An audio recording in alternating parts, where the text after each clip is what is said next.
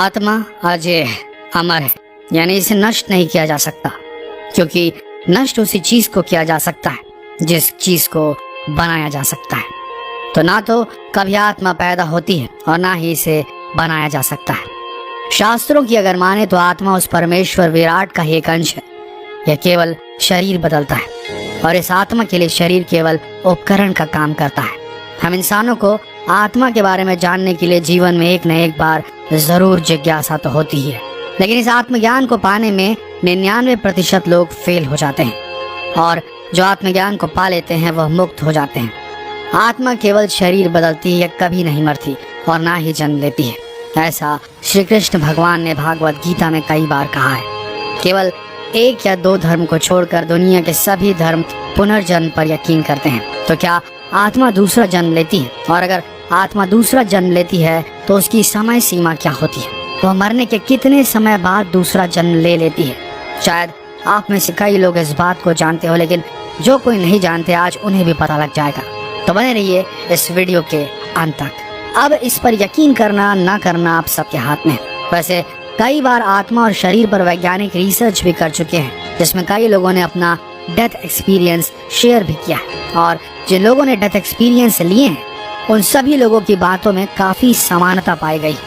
तो वैज्ञानिक तौर पर साबित होता है कि डेथ एक्सपीरियंस काफी लोगों ने किया है। तो कैसा होता है ये नियर डेथ एक्सपीरियंस, हम आपको बताते हैं।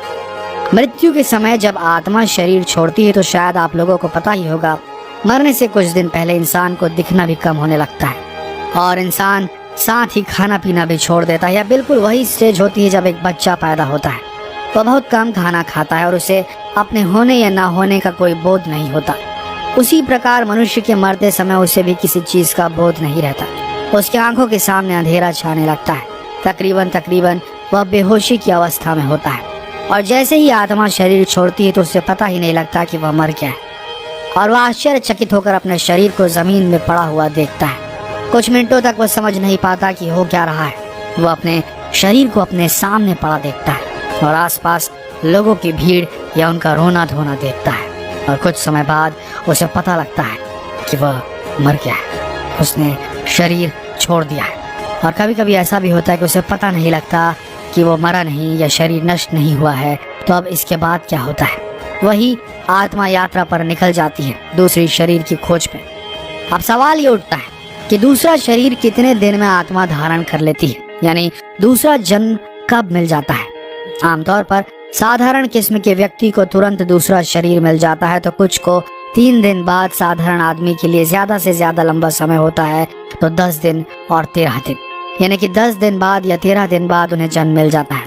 इसलिए 10वां और 13वां मनाने की मान्यता है। अब सवाल ये होता है कि किन आत्माओं को जल्दी जन्म नहीं मिलता?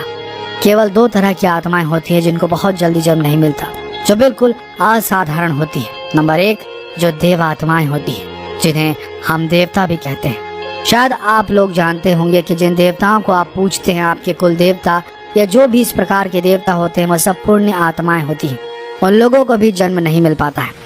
ऐसी आत्माएं आप लोगों की रक्षा भी करती हैं। ऐसी आत्माओं के लिए विशेष प्रकार की माँ की कोख चाहिए होती है जो अद्भुत हो।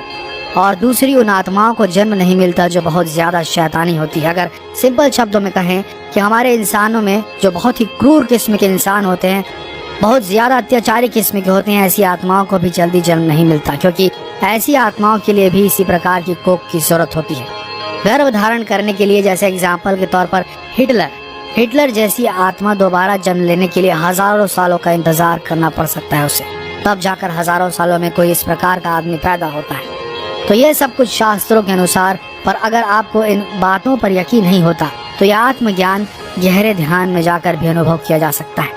यानी अगर आप एक्सपीरियंस करना चाहते हैं अपने शरीर और अपनी आत्मा का, तो इस गहरे ध्यान से एक्सपीरियंस करना संभव है। लेकिन अभी विज्ञान इसे पूरी तरीके से नहीं मानता। विज्ञान मानता है कि हमारे शरीर में कोई तो ऐसी एनर्जी है जो हमारे शरीर को चलाती है, ऑपरेट करती है, लेकिन विज्ञान पूरे सबूतों पर ही काम करता है। बिना सबूत के वो अपना कोई भी स्टेटमेंट नहीं पास कर सकता। लेकिन अभी भी हमारे पास कुछ ऐसे सवाल हैं जिसे विज्ञान आज तक नहीं सुलझा पाया है। जैसे पानी को एनालिसिस किया जाए तो पानी में 2 ही एलिमेंट होते हैं, हाइड्रोजन और ऑक्सीजन। यह बात विज्ञान जानता है, लेकिन वैज्ञानिकों से कहा है कि इन दोनों एलिमेंट को मिलाकर आप पानी को बनाकर दिखाइए, तो वो बना नहीं सकते। हाइड्रोजन और ऑक्सीजन को मिलाकर वह पानी नहीं बना सकती। एक नेचुरल प्रोसेस है जो वैज्ञानिकों की पकड़ में नहीं आ पाया है। दूसरा सवाल, वैज्ञानिक इंसान के दिमाग को खोलकर उसमें सारी चीजें बता सकते हैं, किंतु किस प्रकार के दिमाग की बनावट है भी बता सकते हैं, लेकिन वो वैज्ञानिक इंसान को दिमाग के अंदर स्टोर हुई मेमोरी उसे नहीं पढ़ सकते।